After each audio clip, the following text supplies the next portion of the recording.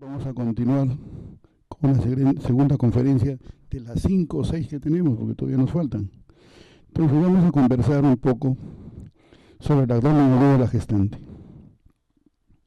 Nosotros, en lo que significa la parte médica, vemos con mucha preocupación dentro del grupo de los pacientes afectados en el abdomen agudo, en los pacientes ancianos y los pacientes gestantes. Debe ser por los cambios de tipo fisiológicos, hormonales, hematológicos, como estos se defienden frente a la patología en la cual está presentando en su organismo. Pues bien, vamos a hablar sobre la patología quirúrgica en la gestante. Bien, entonces ustedes que se presenta epidemiológicamente aproximadamente 1 de 500 pacientes con gestación en abdómenes agudos. 0.5 a 2% necesitan intervenciones quirúrgicas. Y la cirugía abdominal se presenta más frecuentemente en los pretérminos, en los partos pretérminos, entre el 13 al 43%, en los niños de bajo peso al nacer el 16%, y las pérdidas fetales el 25%. Entonces ven ustedes qué importancia tiene esto es de definirlo, esta patología, tratarlo y manejarlo para llevar a las pérdidas fetales en un 25%. Porque definitivamente el contenido purulento que cae dentro de la cavidad va a producir afecciones bastante serias y definidas.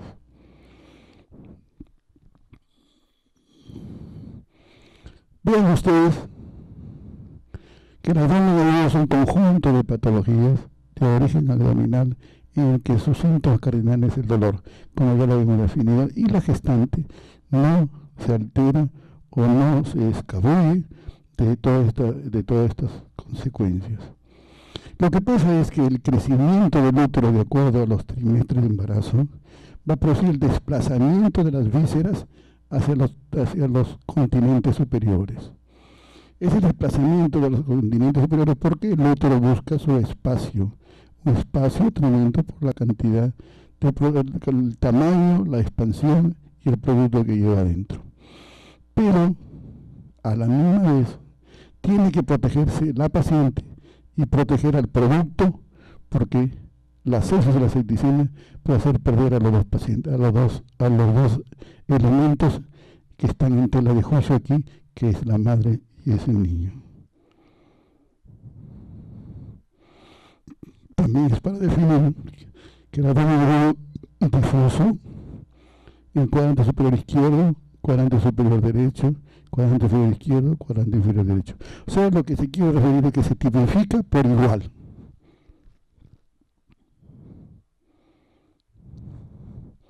El diagnóstico diferencial obstétrico. En el primer trimestre, ¿qué patologías más con dolores abdominales presenta en las pacientes embarazadas? Patologías de aborto y embarazos ectópicos.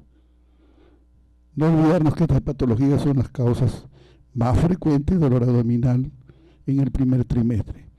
En el segundo trimestre, el trabajo de parto, la amenaza de parto por el término prematuro, el desprendimiento de placenta, la coronavirus, el síndrome de Gel, fracturas costales.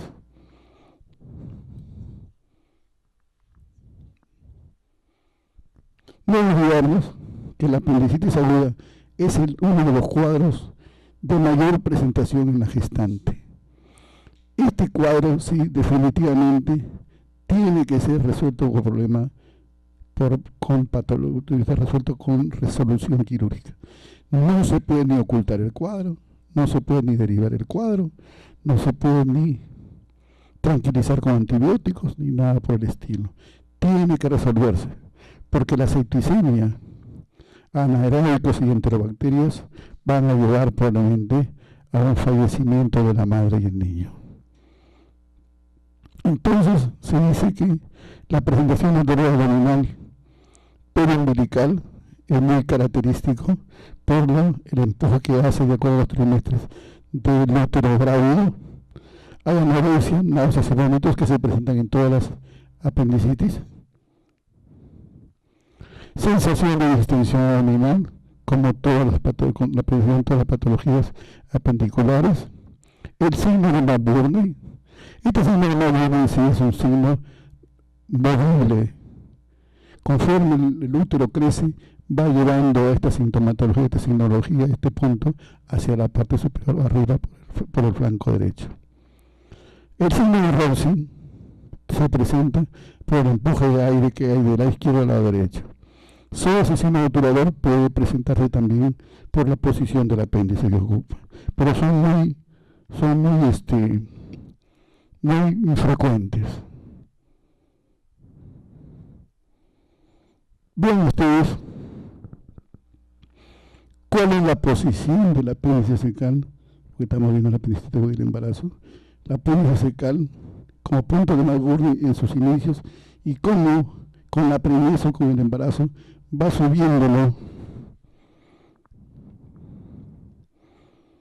subiendo la posición, llevando el colon, llevando el ciego y el colon ascendente hacia las partes superiores.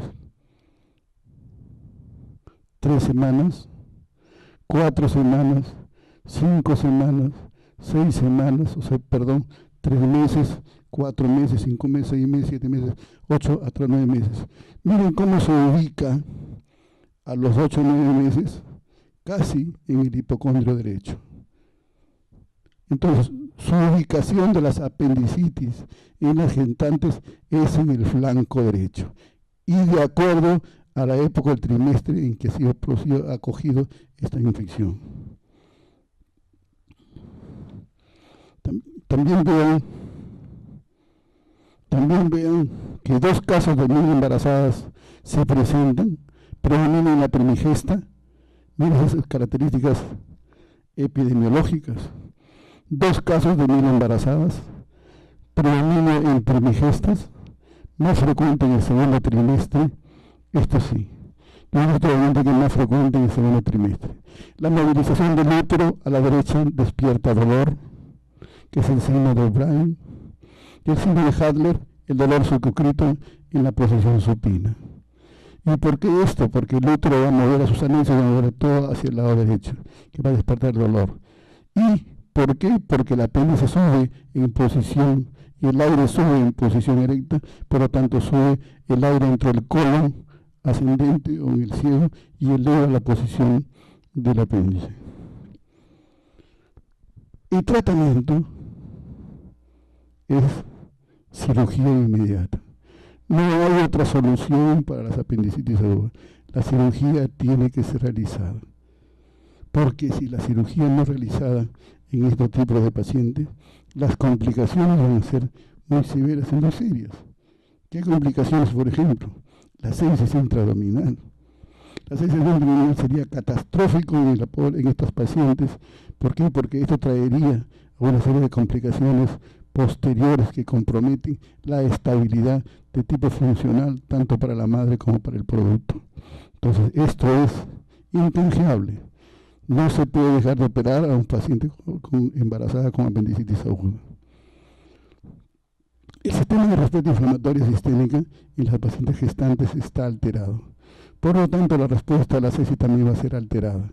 Cojámoslo, pues, que la respuesta a la patología lo más adecuadamente posible, tratando de aislar en sí los problemas que puedan pasar al producto al producto y el dúo madre-niño. Y los accesos intraabdominales, que son clásicos en estos pacientes por los secuestros en los espacios. Las apendicitis no perforadas son el 3 a 5%, producen muerte fetal. Las apendicitis perforadas 36%. Este dato que está en la parte inferior hay que tomarlo con mucha delicadeza. Este dato. Estos datos son importantísimos.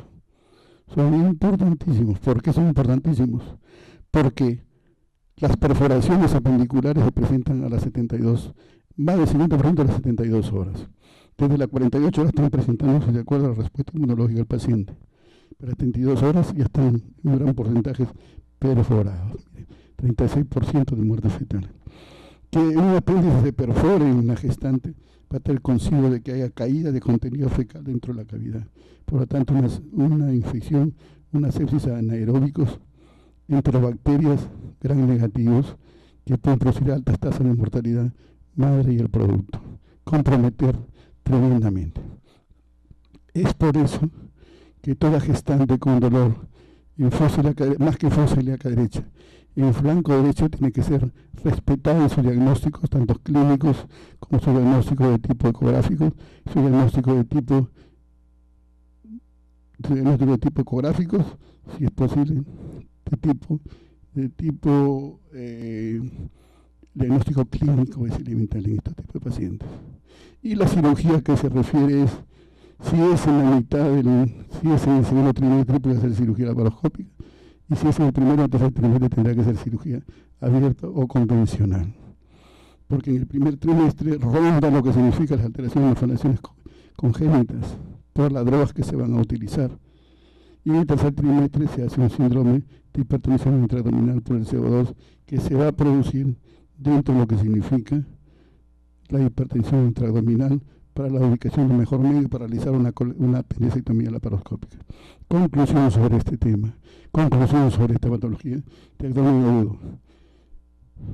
Todas las apendicitis son quirúrgicas en la gestante. Esa es la primera conclusión. La segunda conclusión, que el dolor abdominal está alterado en las apendicitis agudas en las gestantes. Es un dolor que se ubica en el flanco derecho y que va ascendiendo hacia el hipocondrio derecho. Tercera conclusión, que las apendicectomías deben realizarse convencionales en el primero y el tercer trimestre. La laparoscópica puede ser en el segundo trimestre. Y cuarto, que no hay que llegar a las apendicitis perforadas para producir un 36 al 40% de muerte fetal por todo lo que acarrea la sepsis intraabdominal.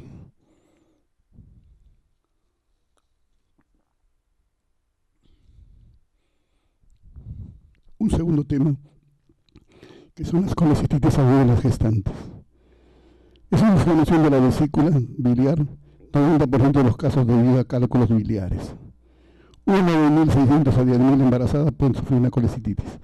Más que las gestantes, he visto las colecistitis, y he definido la colecistitis en las puérperas.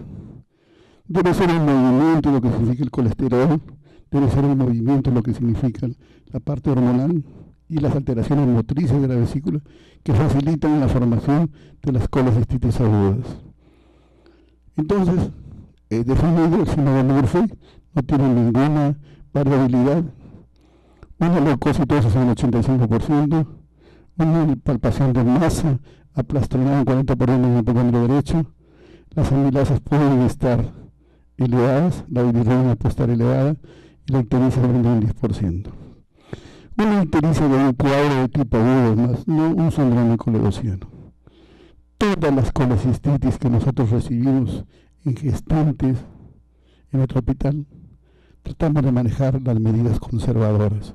¿Qué significa una medida conservadora? La medida conservadora significa derivar la cirugía después que el producto haya nacido. Se puede manejar con los antibióticos, con los antiespasmódicos, con los analgésicos y con la dieta correspondiente de baja ingesta en grasas, pero es necesario, tratando en sí de evitar una agresión tremenda al paciente y al producto.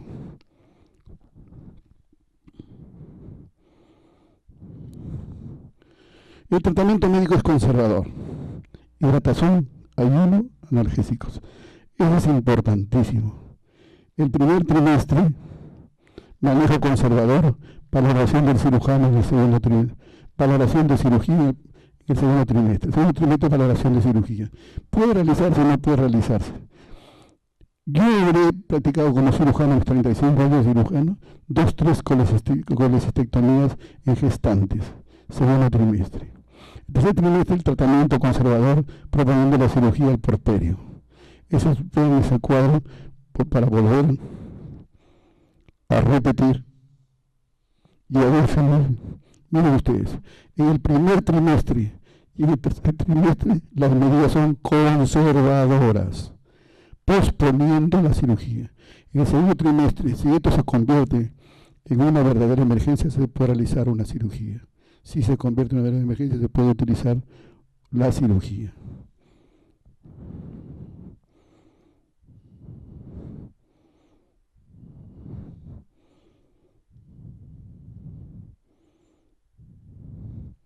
El pronóstico.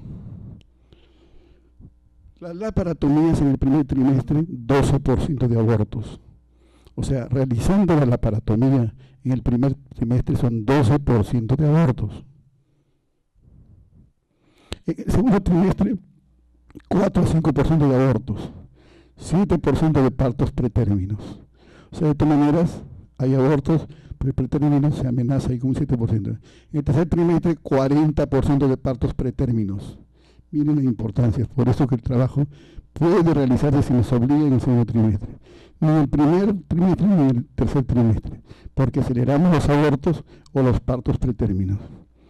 La laparoscopía va a llevar a un aborto en 4%. Las operaciones, cirugías complicadas en estas pacientes, una muerte materna de 15%, una muerte fetal de 60%.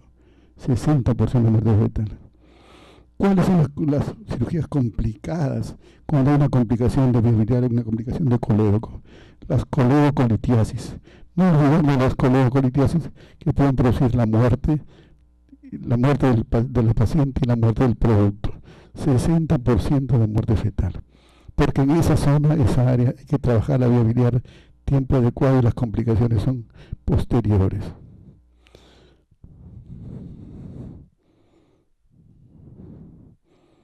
Entonces, las colecistitis agudas son patologías que pueden definirse o pueden retrasarse. Primer trimestre y tercer trimestre.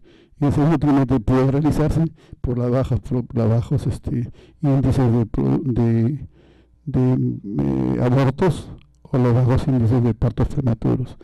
Vamos a una tercera patología quirúrgica de las embarazadas, la obstrucción intestinal. No nos olvidemos que la obstrucción intestinal es el bloqueo parcial o total de una asa del intestino que impide el paso a su contenido y que provoca el hilo mecánico por gases internas o externas. Miren ustedes lo que significa aquí el dibujito. Y tiene el intestino, aquí no le permite pasar, adelgazado o disminuido su calibre. Entonces, por lo tanto, no hay un pasaje ni de líquido ni de heces. Uno de 25.000, de 35.000, de 3.500, de 2.000, de 3.500 de las embarazadas pueden ser operadas de obstrucción intestinal. 44% del puerperio.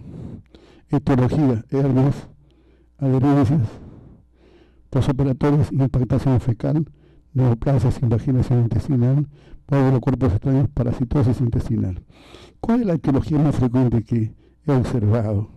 La patología más frecuente que he observado son las hernias umbilicales, las hernias umbilicales, las adherencias y los impactos fecales en los pacientes con patología, o no con patología, sino con el embarazo.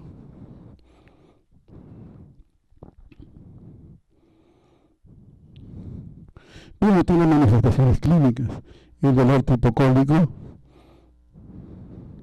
el peristaltismo de lucha. El peristaltismo de lucha, ¿por qué? Porque el intestino trata de evacuar el líquido y trata de evacuar el contenido fecal.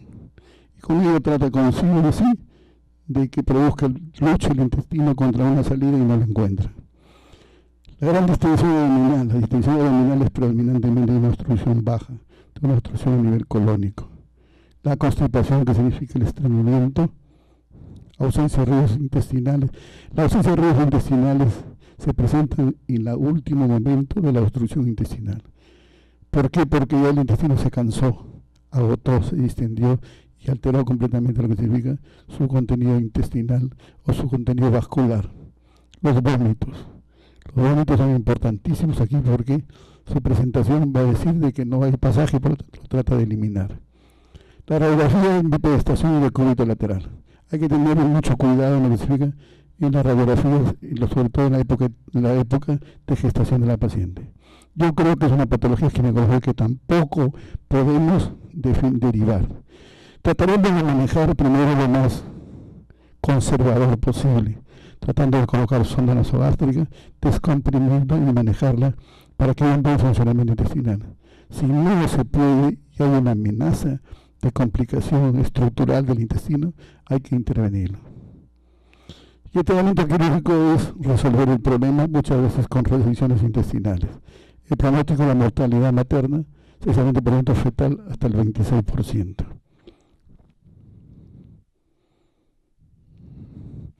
Otra de las patologías, la patología del embarazo agudo en los pacientes, son las pancreatitis agudas. Las pancreatitis agudas son de mucha seriedad en su presentación, de mucha gravedad y de mucha seriedad en su presentación. 3.000 embarazos, 9.000 nacimientos de puerperio. Inflamación pancreática aguda iniciada por la activación del tricinógeno pancreático, seguida por la autodigestión. Reducción de la membrana celular, proteólisis, edema, hemorragia y necrosis.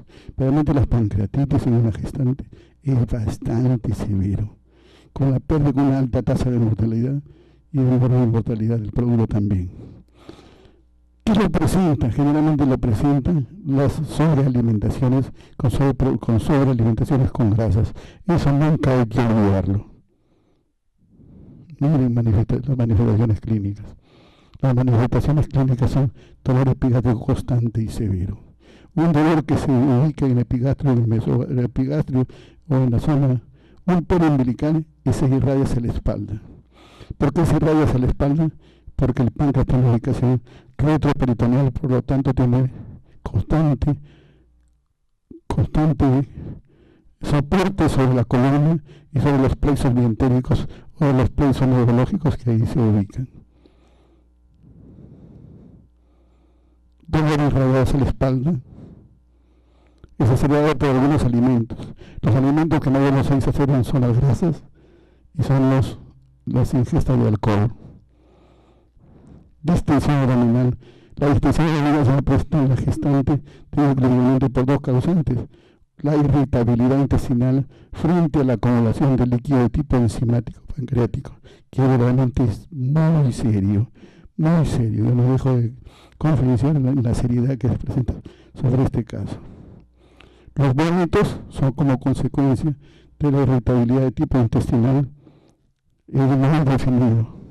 Náuseas como reflejo de tipo intestinal, fiebre de bajo grado, taquicardia e hipotensión ortostática por el desbalance hidroelectrolítico que produce la pancreatitis.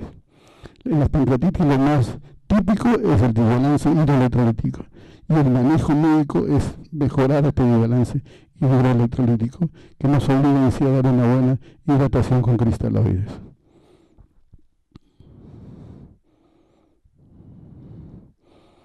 Ven ustedes las presentaciones. El diagnóstico. Frente a una gestante, el diagnóstico está en las primeras 24 o 48 horas, con lo que significa las amilasas. Eso de las amilasas sí hay que verlo bien, porque no olvidarnos las hiperamilacemias de tipo diferenciales a la pancreatitis en las primeras 24 o 48 horas. Colecistitis, obstrucción intestinal, traumatismo hepático, úlcera renal perforada. O sea, otras patologías pueden dar el despegue de lo que significa la producción mayor de amilasas a nivel del tracto vascular. Después de las 48 horas ya se utiliza otro marcador que son las lipasas. Y después de esto van a haber otros marcadores importantísimos como son factores de tipo inflamatorio. La proteína se reactiva. La lipasa, miren acá, eso después de las 48 72 horas, no hay que olvidarlo. El ultrasonido, ¿para qué el ultrasonido? El ultrasonido que nos va a indicar simplemente que hay líquido o no hay líquido. Crecimiento de páncreas con tonografía, eso no lo vamos a ver, que en la ecografía, vamos a ver las tomografías. Por eso que hay una puntuación que se llama la puntuación de Baltasar. La puntuación de Baltasar después de las 72 horas, que nos va a indicar la alteración estructural anatómica del páncreas, que sí es importantísimo como marcador definitivo de la lesión que tiene el páncreas en la parte posterior. Entonces, saliendo del problema pancreático, que sinceramente pancreatitis, he visto uno o dos pacientes durante mi época de cirujano, pero considero que debe ser demasiado grave, muy grave. Una patología que suele ser agregada a las gestantes son las neoplasias ováricas. Debes tener un parto femenino de neoplasias ováricas o no. Son masas gigantes que tratan de acomodarse con el útero en la cavidad abdominal y producen un síndrome de hipertensión intraabdominal. Entonces, quistes y rara vez sólidos, que son quísticos, rara vez son sólidos, son llenos de líquido. El tratamiento quirúrgico que se busca en estos pacientes debe ser en el segundo trimestre. Los quísticos remiten espontáneamente. Es importantísimo esto, que se ha definido.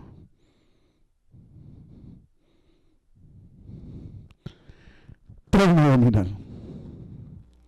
Recuerdo mucho esto de trauma abdominal, que recibí una paciente en la emergencia en Lima cuando hacía mi especialidad en el hospital.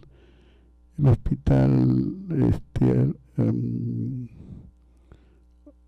hospital ex obrero en la ciudad de Lima. Entonces llegaba una paciente politraumatizada, con fractura de cadera, con fractura de hombro, fractura de miembro superior, fractura de miembro inferior, traumatismo encefalocraniano, y a la vez gestante del tercer trimestre. Parece que se había empujado, la habían empujado de un tercer piso y cayó en el cemento. La paciente estaba con funciones vitales completamente inestables en una fase premortem y el producto conservado.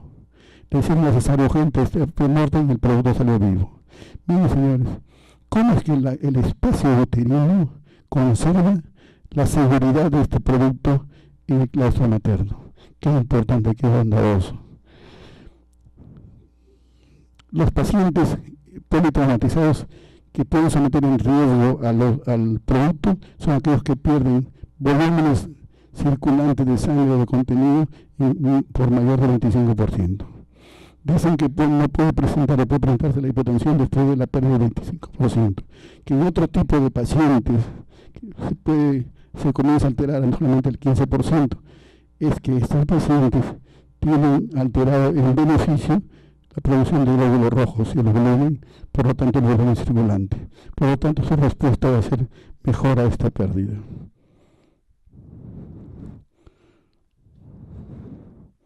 El tratamiento de manejo de estos pacientes va a ser igual que para cualquier paciente de traumatismo politraumatizado.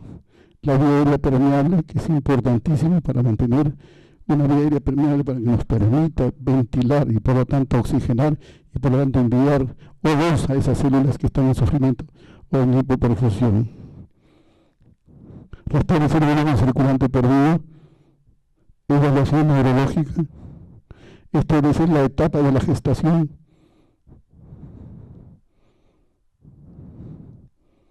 vigilar activamente uterina, desprendimiento placentario, monitorizar tococardiográficamente. Vigilar la presencia de sangrado transvaginal e investigar el grupo de RH. Podemos repetir, vía aérea permeable, que le voy a repetir, es importantísimo para oxigenar todos los tejidos de la economía. Restablecer el volumen circulante perdido pese a que las manifestaciones de problemas se presentan cuando el volumen perdido por encima del 25%. Una evaluación neurológica con el GLADO, establecer la etapa de gestación para ver cómo va a quedar, en qué condiciones el producto. Vigilar activamente si hay actividad uterina o si arranca una actividad uterina de pérdida del producto, o que puede estar indicando un desprendimiento placentario. El monitoreo tococardiográfico, vigilar la presencia de sangrado vaginal, investigar el grupo RH. Complicaciones durante el trauma. Desprendimiento prematuro de placenta, lesión uterina, ruptura por contusión, herida penetrante, hemorragia materna fetal. Son las grandes complicaciones que pueden llevar al deceso en este tipo de pacientes, en ese tipo de abdomen agudo. Contraindicaciones: no usar pantalones anti-shock después del primer trimestre, reducir acidosis metabólica, no inflarse a más de 40 miligrados, desinflarlo lentamente, porque para no restringirles su volumen de oxigenación. Evaluación permanente: evaluar y realizar una necesaria para recuperar el producto en un momento adecuado, valorar y rescatar el producto a costa de la vida de la lesionada.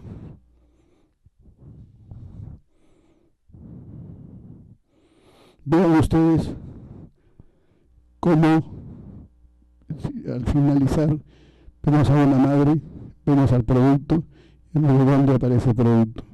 Tiene un órgano intraabdominal, que es el útero, que crece para permitir la vida de ese nuevo producto. Pero a la misma vez ella como paciente está expuesta a una serie de patologías abdominales agudas que no deja descartar: las apendicitis, colecistitis, obstrucciones intestinales, pancreatitis, tumoraciones, traumatismo. Gracias por su atención con este tema.